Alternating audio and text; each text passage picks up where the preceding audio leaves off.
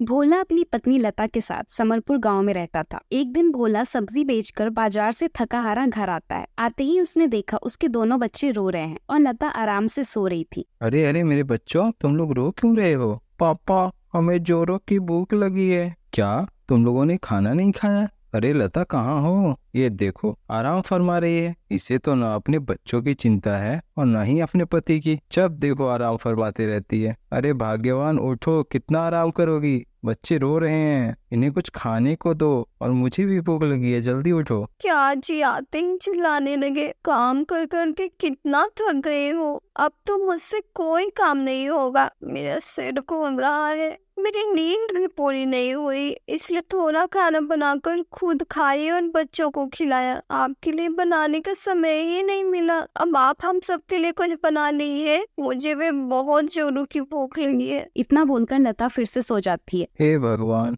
कैसी बीवी मिली है। मैं भूखा प्यासा घर आया हूँ, इसे मेरे लिए खाना बनाना चाहिए तो उल्टा मुझे खाना बनाने का ऑर्डर देकर सो गई। कैसा नसीब पाया है। अब पेट भरना है तो काम करना पड़ेगा। चल बोला, काम पर लग जा। भूख से जान निकली जा रही है। क्या बनाऊं जो झटपट बन जाए? चावल दाल और जो सब्जी बची है उसे काट कर डाल देता हूँ। कुछ भी बन जाए, खा लूंगा। इसी तरह सब कुछ मिलाकर उसे खाना तैयार कर लिया। स्वादिष्ट भोजन का सुगंध मिलते ही लता भी उठ गई। वाह, क्या खुशबू आ रही है। क्या बनाया है जी? अब तो मेरी भूख और तेज हो गई। खाने के अलावा तुम्हारे पास कोई और काम है क्या? चुप रहिए जी, जितना खाना नहीं बनाते उससे ज्यादा ताने सुनाते हो। मैं कितना काम करती हूँ, आपको पता भी है। हाँ हाँ, बहुत काम करती हो। अब आओ, बच्चों को लेकर खाना खा लो। उसके बाद भोला सभी के लिए खाना परोस देता है। जैसे ही सभी खाने बैठते हैं, बाहर से एक साधु बाबा के पुकारने की आवाज आती है। इस घर में कोई है? बहुत जोरों की भूख लगी है, थोड़ा भोजन मिल सकता है क्या? इतना सुनते ही भोला अपने हिस्से का भोजन लेकर उस साधु बाबा के पास चला जाता है। बाबा, ये लीजिए,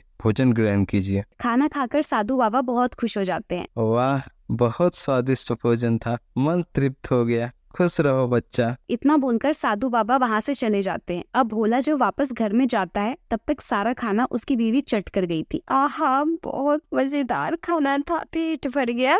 बताओ, मैंने ही खाना बनाया और मुझे ही खाने को नहीं मिला। क्या किस्मत है मेरी, ऐसी कामचोर बीवी मिली है। खुद खा ले और मुझे पूछा तक नहीं। आज लगता है अपने नसीब में खाना नहीं लिखा है। पानी पीकर ही भूख शांत करना पड़ेगा। पानी पीने के बाद जब भोला वहाँ से जाने लगा, तब उसकी बीवी पूछती है, कहाँ जा रहे हैं जी? खेतों से होकर आता हूँ। तुम शाम के खाने की तैयारी जरा जल्दी कर लेना, भूख लगी है। ठीक है जी। इतना बोलकर भोला वहाँ से खेत घूमने चला गया। वहाँ जाकर उसे खेतों में एक पपीता मिला। वाह, पपीता तो काफी पका हुआ है। सुबह से कुछ खाने को तो मिला नहीं। पानी पीकर काम चला रहा हूँ, अब इसे खाकर मैं अपनी भूख शांत करूंगा। इतना बोलकर भोला वही खेत में बैठकर पपीता खाने लगा। क्या मीठा पपीता था, मजा आ गया। अब थोड़ी भूख शांत हुई। थोड़ी देर बाद जब खेतों में पानी डालकर भोला घर पहुंचा, तो उसने देखा लता बच्चों के साथ घर के बाहर बैठी थी। वाह, लगता है भाग्यवान ने आज मेरे लिए जल्दी खाना बना दिया है। वो खुश होकर लता के पास जाता है। भाग्यवान मेरी राह देख रही थी, अब मैं आ गया। चलो जल्दी से खाना लगा दो, सब साथ में खाते हैं। खाना? लेकिन खाना अभी बना नहीं है। नहीं बना है? लेकिन क्यों? वो बच्चे परेशान कर रहे थे। एक तो मैं ऐसे ही काम कर कर के थक गई हूँ, मेरे पैरों में भी दर्द हो गए। अच्छा, तुमने ऐसा कौन सा काम कर लिया? ऐसे मत बोलिए जी, मैंने बहुत काम किया है। घर की सफाई की, बर्तन साफ किए, बच्चे परेशान करने लगे, इसलिए खाना नहीं बनाई, वरना वो भी बना लेती। तो अब तुम क्या चाहती हो, खाना मैं बनाऊं? तो तुम्हारे अलावा कौन है जो खाना बनाएगा? मैंने इतना काम किया है, तुम एक काम नहीं कर सकते? मैं कहाँ कुछ करता हूँ, सारा काम तो तुम ही करती हो। ताने देना बंद कीजिए। ठीक है, मैं खाना बनाने जा रहा हूँ, तुम अपने बच्चों के साथ आराम करो। पता नहीं कैसी कामचोर बीवी मिली है, एक काम करने का नाम नहीं लेती, जब देखो बहाने बनाती रहती है। इतना बड़बड़ाते हुए भोला खाना बनाने चला गया। लता बच्चों को लेकर बाहर घूम रही थी। तभी उसकी पड़ोसन वर्षा वहाँ से गुजरती है। क्या बात है वर्षा,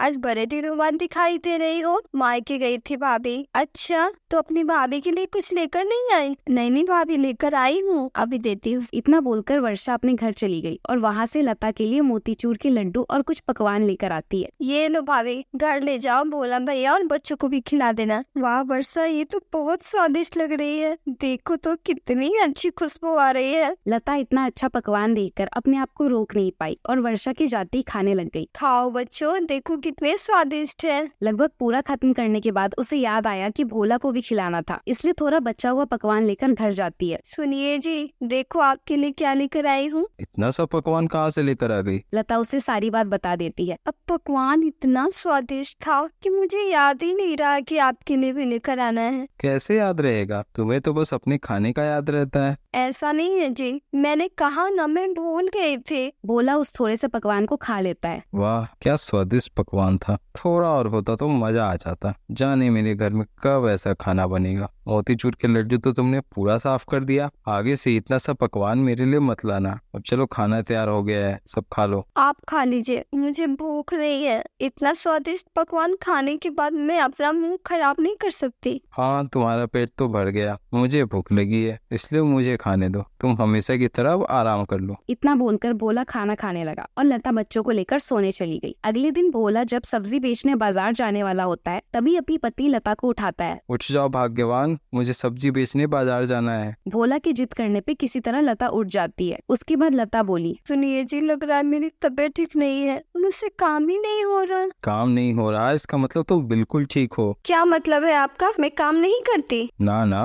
तुम तो बहुत काम करती हो। अब जो रात का बचा खाना है उसे ही गर्म करके दे दो और तुम आराम करो। लता रात का खाना गर्म करके दे देती है। भोला उसे खाकर सब्जी बेचने बाजार चला जाता है। इसी तरह रोज काम न करने का लता के पास कोई न कोई बहाना तैयार होता था। लता धीरे धीरे और ज्यादा काम चोरी करने लगी। अपनी पत्नी के इस व्यवहार से भोला बहुत दुखी रहने लगा। धीरे धीरे काफी समय बीत गए। एक दिन भोला सब्जी बेच रहा था। धूप के कारण थोड़ी सी सब्जी बेचने के बाद वो थक जाता है। कितनी चिलचिलाती धूप है, इतनी जोरों की भूख और प्यास लगी है। क्या करूं, घर जाने का तो कोई फायदा भी नहीं है। वहां जाकर भी खाना मुझे ही बनाना पड़ेगा। देखता हूँ कहीं से कुछ खाने को मिल जाए। खाने की तलाश में वो ठेला लेकर इधर उधर भटकने लगा, लेकिन उसे कहीं कुछ भी नहीं मिला। इसलिए थक हार कर वो एक मंदिर के पास जाकर बैठ गया। तभी वहाँ उसकी मुलाकात एक साधु से होती है। वो वही साधु बाबा थे जिससे उसे अपने घर का खाना खिलाया था। बाबा आप यहाँ? हाँ पुत्र, मैं इसी मंदिर में रहता हूँ। तुम तो वही हो जिसने मुझे पेट भरकर भोजन करवाया था। बहुत नेक दिल इंसान हो, लेकिन अभी तुम मुझे थोड़े परेशान दिख रहे हो। क्या कोई बात है? भोला ने सारी बात तो साधु बाबा को बता दी। तुम परेशान मत हो बालक,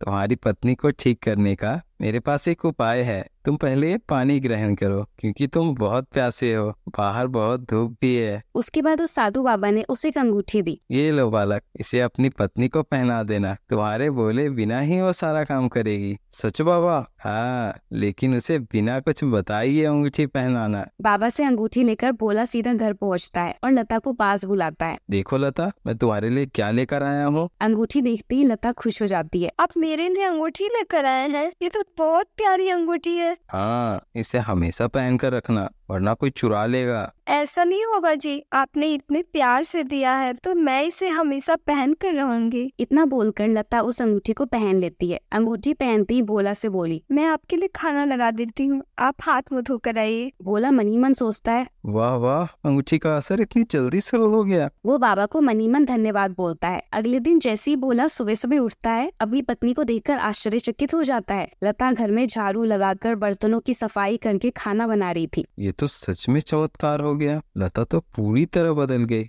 सुनिए जी, आप जल्दी से नहा धोकर तैयार हो जाओ। सब्जी बेचने नहीं जाना क्या? हाँ हाँ भाग्यवान, जा रहा हूँ। हे भगवान, लता को हमेशा ऐसे ही रखना। इतना बोलकर भोला तैयार होने लगा। लता भी खाना बनाकर भोला को देती है। उसके बाद भोला सब्जी बेचने बाजार चला जाता है। लता घर के कामों में लग जाती है। इसी तरह समय बीतने लगा। अब भोला को खाने पीने के लिए सोचना नहीं पड़ता था। वो कभी भी घर जाता तो लता उसे हमेशा घर पर खाना देती। भोला बहुत खुश रहने लगा। कुछ समय बीतने के बाद अचानक एक दिन, ये क्या लता, तुम्हारी अंगूठी कहाँ गई? हाँ जी, अंगूठी तो सच में नहीं है। मुझे खुद नहीं पता कहाँ चली गई। शायद कोई काम करते समय कहीं गिर गई होगी। मैंने बोला था ना संभाल कर रखना। मैंने जानबूझकर नहीं खोया। बहुत ढूंढने के बाद भी वो अंगूठी किसी को नहीं मिली। ये देखकर भोला उदास हो गया। उदास मन से ही वो खाना खाकर वापस काम पर चला गया। उसने साधु बाबा को भी ढूंढने की बहुत कोशिश की, लेकिन वो भी नहीं मिले। अब तो घर की हालत फिर से पहले जैसी हो जाएगी। अब फिर से लता काम नहीं करेगी, सब मुझे ही करना पड़ेगा। यही सोचकर दुखी मन से वो घर जाता है, लेकिन वहाँ तो सब कुछ उल्टा था। पहले की तरह लता सारे काम खत्म करके भोला को खाना निकाल कर देती है। ये कैसे हो गया? लता, तुम्हारी अंगूठी मिल गई क्या? नहीं जी, अंगूठी अंगूठी तो नहीं मिली। लेकिन तुम बिना अंगूठी के काम कैसे कर रही हो? क्या मतलब? मैं कुछ समझी नहीं। अब भोला उसे सारी बात बता देता है। मुझे माफ कर दो जी, मेरे कान चोरी के कारण आपको इतना कुछ करना पड़ा। मैं ही अपनी जिम्मेदारी भूल गई थी। आपका और इस घर का बिल्कुल भी ध्यान नहीं रखती थी, इसलिए आपको अंगूठी का सहारा लेना पड़ा। आगे से ऐसा कभी नहीं होगा, अंगूठी रहे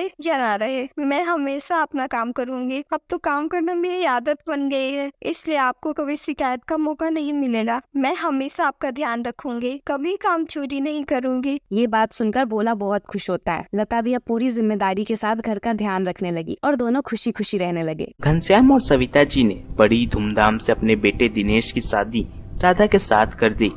दिनेश एक अच्छी कंपनी में नौकरी करता था और राधा भी अच्छी पढ़ी लिखी हुई थी, लेकिन वो नौकरी नहीं करती थी। घनश्याम जी और सविता जी को लगा कि बहू के आने के बाद वो घर को अच्छे से संभालेगी, क्योंकि घनश्याम जी कुछ ही दिनों में रिटायर होने वाले थे और सविता जी घर में अकेली रह जाती थी। एक दिन दोपहर के वक्त, अरे आप तो जल्दी ही रिटायर होने वाले हैं, फिर तो साथ में रहेंगे। अब तुमको चिंता करने की क्या जरूरत, तुम्हारी बहू जो आ गई है। हाँ सही कहते हैं, कितनी पढ़ी लिखी बहू है। अच्छा सुनिए, कुछ ही दिनों में आपका रिटायरमेंट है, उसके बाद तो आप भी सारा दिन घर पर ही रहेंगे। हाँ बिल्कुल। राधा अपने सास ससुर की कुछ ज्यादा ही सेवा किया करती थी, उनका बहुत ज्यादा ख्याल रखा करती थी। इस वजह से घनश्याम और सविता जी बहुत खुश थे। एक दिन राधा और दिनेश अपने कमरे में, तुम बिल्कुल इसी तरह मम्मी पापा का ख्याल रखा करो, बस थोड़ी दिन की बात है। क्या बताओ दिनेश, थक जाती हूँ काम कर कर के। अगर पापा जी की रिटायरमेंट की बात नहीं होती ना, तो मैं किसी का कोई काम नहीं करने वाली होती। हाँ जानता हूँ, लेकिन तुम्हें पता है ना, रिटायरमेंट मेरे पापा को पूरे 20 लाख रुपए मिलने वाले हैं, तो तुम्हें पैसे चाहिए कि नहीं? अरे उन्हीं पैसों के लालच में ही तो तुम्हारे माँ बाप की सेवा करनी पड़ती है, वरना मुझे कोई शौक नहीं है नौकरानी बनकर रहने का। अरे कुछ पाने के लिए कुछ मेहनत तो करनी पड़ेगी ना। वैसे भी पापा का रिटायरमेंट तो 2 दिन बाद है, बस पैसे अब आने ही वाले हैं। कुछ दिनों बाद घनश्याम जी की रिटायरमेंट हो जाती है और उनको 20 लाख रुपए मिल जाते हैं। पापा आपसे कुछ बात करनी थी। पापा, आपको राधा से कोई शिकायत तो नहीं है ना? वो आप दोनों का ध्यान तो बराबर रखती है ना? अरे कैसी बात कर रहे हो बेटा, इतनी पढ़ी लिखी बहू और हमारा ऐसा ध्यान रखती है जैसे हमारी ही बेटी हो। हमें उससे कोई भी शिकायत नहीं है बेटा। पापा, वैसे तो अब दोनों हमारे साथ ही रहेंगे, लेकिन मैं सोच रहा था कि एक छोटा सा फ्लैट खरीद लेते हैं। लेकिन बेटा, अलग से फ्लैट खरीदने की क्या जरूरत है? वो क्या है ना पापा जी, ये घर थोड़ा पुराना हो गया है, हम एक फ्लैट खरीद लेते हैं। जब तक आप दोनों का मन लगेगा हम यहाँ रहेंगे और उसके बाद हम सब फ्लैट में शिफ्ट हो जाएंगे। वैसे बात तो सही कह रही है बहू, और अभी तो आपको रिटायरमेंट के पैसे भी मिले हैं, जो हमारा है वो इन बच्चों का भी तो है। तुम ठीक कहती हो, और हमें तो बच्चों के साथ ही रहना है। वो नए घर में रहेंगे तो हमें भी तो नए घर में रहने का मौका मिलेगा। सविता जी और घनश्याम जी उन्हें पैसे देकर दिनेश को नया घर दिला देते हैं। कुछ दिनों बाद राधा का नेचर बिल्कुल सास ससुर के लिए बदलने लगता है। बेटा, जरा मेरी तबीयत ठीक नहीं है, शाम को खाने में खिचड़ी बना दोगी? क्या पापा जी, आपको खिचड़ी पसंद है? और आपकी वजह से हम सबको भी वही खानी पड़ती है। अब आपकी तो उम्र हो चली है, हम थोड़ा ना जिंदगी भर खिचड़ी खाते रहेंगे। क्या हुआ बहू, तुम्हारा मूड ठीक नहीं है क्या? मूड की क्या बात है बापूजी, मुझे जॉब करनी थी, लेकिन आप लोग की सेवा करने के चक्कर में मैं कभी जॉब नहीं कर पाई। अरे बेटा, तो इसमें परेशान होने वाली क्या बात है? तुम एक काम करो, तुम जॉब करना शुरू कर दो। वैसे भी मैं तो अब पूरा दिन घर में ही रहता हूँ, सविता को भी अकेले नहीं रहना पड़ेगा। राधा, जब मम्मी पापा कह रहे हैं तो जॉब करना शुरू कर दो ना। कुछ ही दिनों में राधा नौकरी करना शुरू कर देती है। एक अच्छी कंपनी में उसकी जॉब लग जाती है। जॉब लगने के बाद एक दिन शाम के वक्त राधा अपने सास ससुर से कहती है, मम्मी पापा, मैं और दिनेश नए घर में शिफ्ट होना चाहते हैं। वहाँ से मेरा ऑफिस भी पास पड़ेगा और वैसे भी मेरी जॉब लग गई है, तो हमें नए घर में रहना चाहिए। बेटा, जैसी तुम्हारी इच्छा, तुम जब चाहो हम ये घर खाली करके वहाँ चलेंगे। अरे मम्मी, आप समझी नहीं। क्या नहीं समझे बेटा? क्या बात है? कुछ और कहना चाहते हो क्या? मम्मी जी, पापा जी, मैं बताती हूँ। मेरी अभी अभी नई नौकरी लगी है। अगर आप दोनों भी मेरे साथ उस घर में रहेंगे तो मैं अपनी नौकरी पे ध्यान नहीं दे पाऊंगी। सारा दिन बस आपके काम में लगी रहूंगी। अरे नहीं नहीं बेटा, ऐसी तो कोई बात नहीं है। मैं तुम्हारी मदद भी करूंगी और हमारे काम की तू चिंता मत कर। देखो बेटा, हम तुम्हें बिल्कुल परेशान नहीं करेंगे, लेकिन घर लेने से पहले यही बात हुई थी ना कि हम साथ रहेंगे। पापा, तो क्या आप ये कहना चाहते हैं कि वो घर आपके पैसों से लिया है तो उस पर हमारा कोई भी अधिकार नहीं है? अरे अरे, नहीं नहीं बेटा, गलत समझ रहे हो तुम। अच्छा ठीक है, तुम दोनों उस घर में शिफ्ट हो जाओ, हम लोग यहीं रह लेंगे। लेकिन तुम दोनों हमसे मिलने तो आया करोगे ना? हाँ मम्मी जी, संडे की छुट्टी हुआ करेगी तो हम आपसे जरूर मिलने आया करेंगे। राधा और दिनेश घनश्याम जी और सविता जी को पुराने घर पे छोड़ के नए घर में शिफ्ट हो जाते हैं। सविता जी और घनश्याम जी उन दोनों का इंतजार करते हैं, लेकिन वो सैटरडे संडे भी अपने मम्मी पापा से मिलने नहीं आते। मैंने कभी सपने में भी नहीं सोचा था कि मेरे बेटे और बहू ऐसे निकलेंगे। सच कह रही हूँ सविता, हमारी बहू ने तो कुछ ही दिनों में अपना रंग दिखा दिया था। इसमें गलती सिर्फ बहू की नहीं है, बेटे ने भी तो हमारे साथ धोखा ही किया है। ये कलयुग है सविता, अब यहाँ ऐसा ही होता है।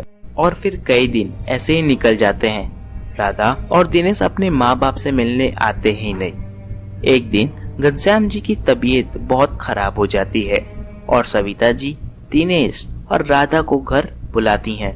क्या हुआ माँ? ऐसी भी क्या आफत आ गई थी? जानती नहीं, ऑफिस का काम छोड़कर आया हूँ मैं। अरे मम्मी जी, मेरी तो नई नई नौकरी है, आपको थोड़ा तो समझना चाहिए ना। क्या करे बेटा, तुम्हारे पापा जी की तबीयत बहुत खराब है। अब मैं इस उम्र में अकेले हॉस्पिटल कैसे लेके जाती? अरे मम्मी, इस उम्र में तो बीमारी चलती रहती है, इसमें इतना परेशान होने की क्या जरूरत है? मम्मी जी, पापा जी, आप लोग एक काम क्यों नहीं करते? आप लोग वृद्धाश्रम में शिफ्ट हो जाइए। वहाँ पे आप लोग की केयर भी करेंगे और हमारी भी टेंशन खत्म हो जाएगी। अरे वही तो मैं कहना चाहता हूँ, मेरे पास तो इतनी छुट्टियाँ भी नहीं है। घनश्याम और सविता जी वृद्धाश्रम जाने से मना कर देते हैं। राधा और दिनेश वापस अपने घर चले जाते हैं। एक दिन ऑफिस से लौटते वक्त राधा का एक्सीडेंट हो जाता है और उसके पैर में फ्रैक्चर हो जाता है। माँ, राधा के पैर में फ्रैक्चर हो गया है और मैं भी अपने जॉब में बिजी रहता हूँ, ढंग से तो वक्त की रोटी भी नहीं मिल पाती। तो अब पता चला बेटा, बूढ़े माँ बाप की कभी कभी जरूरत पड़ ही जाती है। तुम तो हमें छोड़ के चले गए थे, अब क्या चाहते हो? मुझे तुम्हारी बातों पर बिल्कुल भरोसा नहीं है, लेकिन हम तुम्हारे माँ बाप हैं, तुम्हारी तरह कलयुगी नहीं हो सकते। जब भी तुम्हें जरूरत पड़े हम तुम्हारा ख्याल रखने पहुंच ही जाएंगे। माँ पापा, हमसे बहुत बड़ी गलती हो गई, प्लीज मुझे माफ कर दीजिए। मुझे तुम्हारी बातों पर बिल्कुल भरोसा नहीं है, लेकिन हम तुम्हारे माँ बाप हैं, तुम्हारी तरह कलयुगी नहीं हो सकते। जब भी तुम्हें जरूरत पड़े हम तुम्हारा ख्याल रखने पहुंच ही जाएंगे। अगर आपको वीडियो अच्छा लगा तो वीडियो को लाइक करें और चैनल को सब्सक्राइब कर दें।